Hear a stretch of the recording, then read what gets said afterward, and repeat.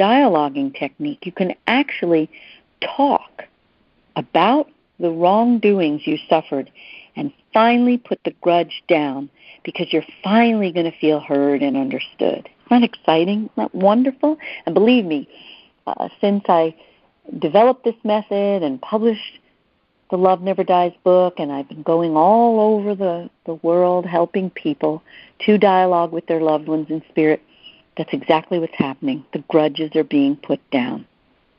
Now, I want you to know that those in spirit see exactly how they messed up with you, and they want to make it right. Do you know how I know this? It's quite amazing. It was the first week after Jean left his body, and I had to go in to have the car repaired, and I had never done the car repair thing, so nobody knew me at the garage. And when I went in, I introduced myself, and I said to the woman behind the desk, my husband Jean just left his body. And the woman behind the desk, Debbie, introduced herself and said, I'm a widow too. As soon as she said it, I felt her husband beating down my door to get a message across to her. And he kept on saying, tell her she's making the same mistake that I made with our son, and now she's creating the same power struggle that I did. So I told her what her husband said. She burst into tears, and she said, it's true. I am in a power struggle now with my son. Well, she validated what her husband said regarding the content of the conflict, but for me what was most significant was that her husband needed to be out of his body in order to have a clearer perspective on the mistakes that he had made when he was in his body. In other words, when you get a life review and you leave your body, suddenly now you are able to see what you have done that wasn't ideal, okay? And when you see how you messed up with those who are still on the earth plane, it necessarily leads to wanting to make it right, wanting to heal whatever you did that wasn't ideal. So the good news is for you that those in spirit see how they messed up with you, and they want to make this right. So if you're holding a grudge towards someone in spirit, do not think you're alone. So many people hold on to grudges toward those who are in spirit because they never had the chance to get heard and understood. Before Love Never Dies and before the dialoguing with the departed technique was introduced, we really had no way of working out issues with those in spirit. So millions of people from the beginning of time have been stuck with their grudges because they didn't know what to do, especially if somebody was in spirit. Now, I don't know if you ever listened to the Hay House radio show and heard how many people called into that show and heard how many dialogued and worked out all kinds of issues, even old crusted over hurt and grudges that lasted for decades. And I just want you to know that I've worked with so many hundreds of clients who have been unwilling to give up the pattern of playing the victim and nursing their grudges. So I want to give you some examples of how this unwillingness to give up the grudge comes about and how we can get past that, those sticking points that make you unwilling to get past your grudge. So, for one thing, just being angry in and of itself can be an impediment to establishing the dialogue and working your grudge out. Because if you're angry, you often feel blocked from even dialoguing. A lot of times, when you're mad at somebody, you'll say, I don't even want to talk to him. I'm so mad at him, whether the person is in a body or in spirit. And how can you work through your anger, let alone your grudges, if you're so angry that you don't even want to talk to the person? So many people who have been wronged emotionally or sexually, abused, resist giving up the grudge also because they don't want to let the abuser off the hook. This is another problem. The grudge becomes like a club, and then you use that club to continue to beat the abuser with that grudge. Does that make sense? You think, I'm going to let you off the hook? Oh, no. I'm going to keep pounding you. I am judge and jury, and I am pounding you with the club of my grudge. I'll never let you off the hook. And not wanting to let go of resentment can create another obstacle to dialoguing with the spirit. And I want to remind you that if you are carrying resentment towards someone who has mistreated or abused you, you don't have to, and I'm not expecting you to, force forgiveness on yourself, because beings in spirit accept you right where you are, as you are, and you can be angry, you can rage at them for as long as you need to do, because they have an eternity to work it out with you. That's a rhyme. You can be as angry as long as you need to, because they have an eternity to work it out with you. And as I've said, they aren't going anywhere. They're in spirit. Oh, and you may be thinking, and people have asked me this, well, what if they get reincarnated? Well, then how can I still connect with them and talk with them? So I like to use the analogy of a prism. Okay? Imagine a prism has many facets. Okay? In one facet, they are in spirit. In another, they're in another bodily incarnation. In another, they're in yet another body. In another, they're in the past. In another, they're in the future. All facets of the same prism. Because you see, when you accept the truth of the latest quantum physics research, you understand time doesn't exist as we imagine it. Spirit is non-local. The soul is non-local. We can be in more than one time at a time. Get what I'm saying?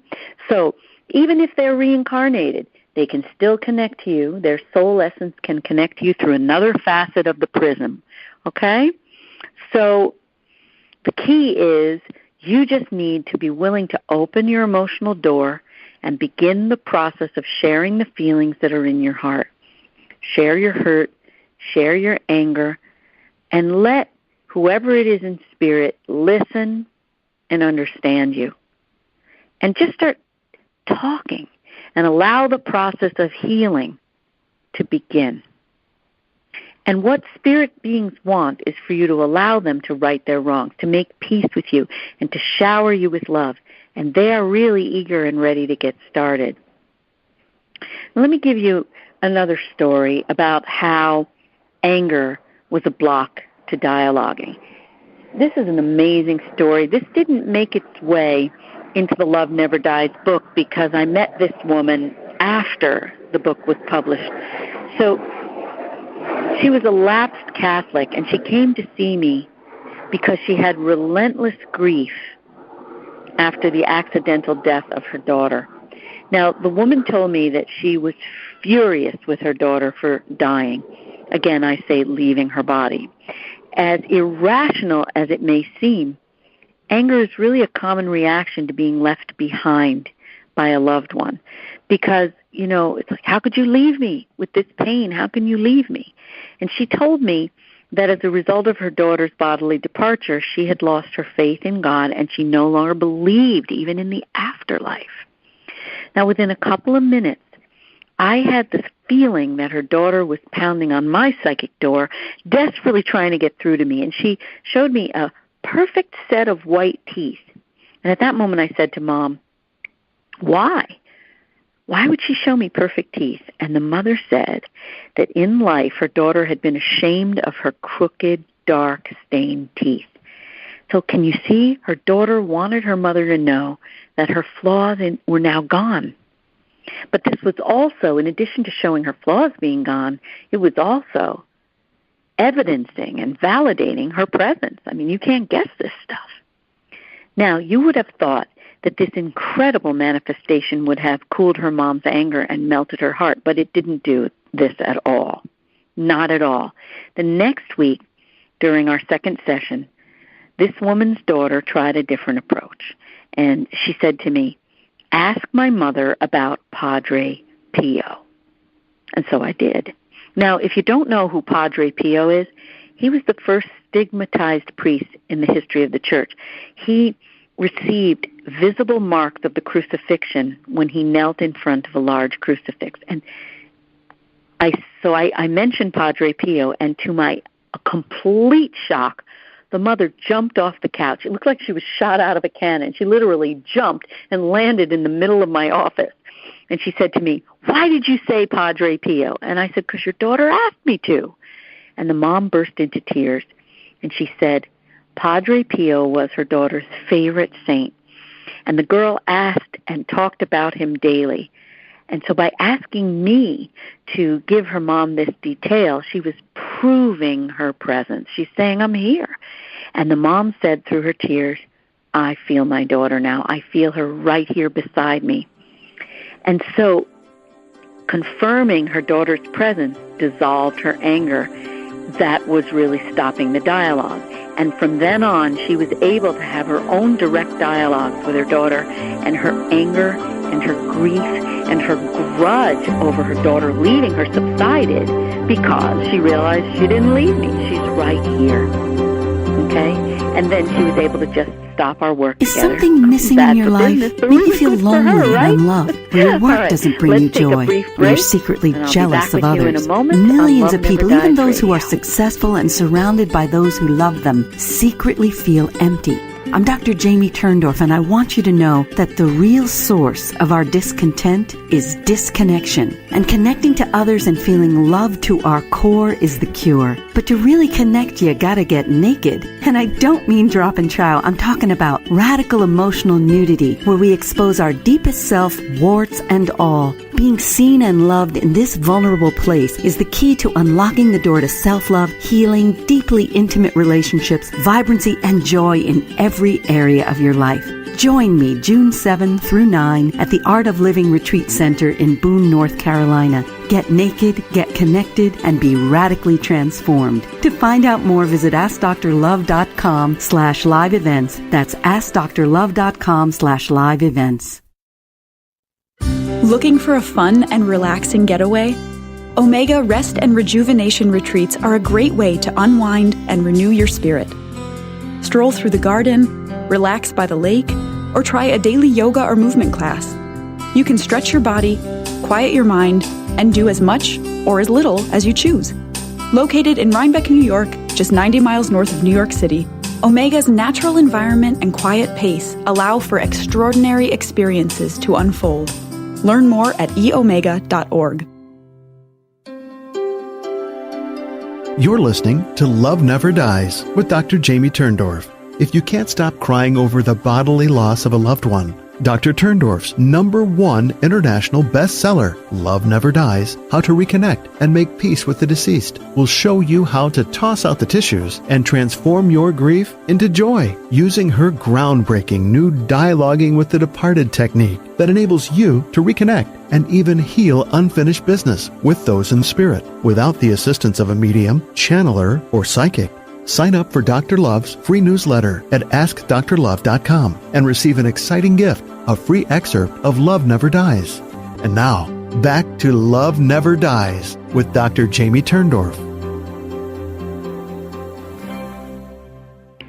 Hello again, and welcome back to Love Never Dies Radio. I'm Dr. Jamie Turndorf. We're talking about how to get beyond a grudge.